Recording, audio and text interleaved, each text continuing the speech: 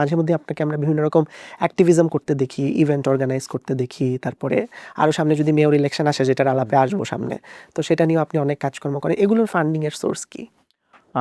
প্রথমত মেয়র ইলেকশনের আসলে বাংলাদেশের যে একটা প্রবলেম হচ্ছে আপনার কাগজে কলমে একরকম ইলেকশন কেন্দ্রিক যেই আপনি এত খরচ করতে পারবেন এত, কিন্তু আসলে বাস্তবে সেটা কিছুই হয় না। আমরা দেখি যে পলিটিশিয়ানরা যারা ইলেকশন করেন তারা অনেক বড় মানে খালি চোখে দেখা যায় আর অনেক বেশি খরচ করে থাকেন। তো এটা নিয়ে আমি নিজেও একটা চাপে আছি যে ইলেকশনের ফান্ডিং সোর্সটা কোত্থেকে আসবে। এখন মনে করেন বাংলাদেশে বিএনপি আছে, তাদের এক ধরনের ফাইন্যান্সিয়াল ইকোসিস্টেম আছে, জামাতের এক ধরনের আছে, তারা তাদের ক্যান্ডিডেটকে সাপোর্টটা দিতে পারে। তো যখন পার্টি থেকে আমাকে বলা হলো যে তুমি ইলেকশনটা করো, যেহেতু ন্যাশনাল ইলেকশনটা করো নাই, তখন আমি বলছি পার্টিকে যে পার্টি আমাকে ফান্ডিং সাপোর্ট দিবে কিনা বা পার্টি কীভাবে, তখন পার্টি আসলে এক ধরনের হ্যাঁ চেষ্টা করব আমরা ম্যানেজ করার, বাট এক ধরনের অপারগতা থাকে না আমাদের পার্টির, তো এখনও ওই ক্যাপাসিটি ফাইন্যান্সিয়ালি বা ওই রকম বড় বন্ধু বান্ধবও হয়নি যারা হচ্ছে ফাইন্যান্সিয়ালি। তো এটা স্টিল যেহেতু ইলেকশন এখনও দূরে আছে, এখনও ওইভাবে টেনশন নিতে হচ্ছে না। বাট বিভিন্ন প্রোগ্রামের কথা যেটা বললেন, আমরা মোস্টলি পার্টি থেকেই করে থাকি।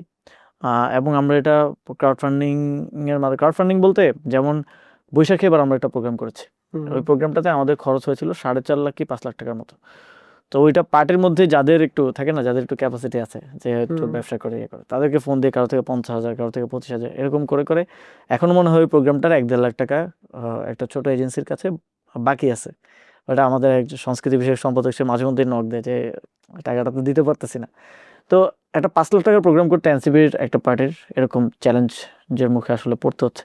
তো ফাইন্যান্স পলিটিক্সে এখন আমরা এটা ফিগার আউট করে উঠতে পারি নাই যে এটা কীভাবে হবে। প্রথমত অনেকে ক্রাউড ফান্ডিংয়ের কথা বলে, বাট ক্রাউড ফান্ডিং আপনি যতক্ষণ পর্যন্ত অ্যাক্টিভিজম করতেছেন ততক্ষণ পর্যন্ত ঠিক আছে, ছোটোখাটো খরচ চালিয়ে নেওয়া যায়।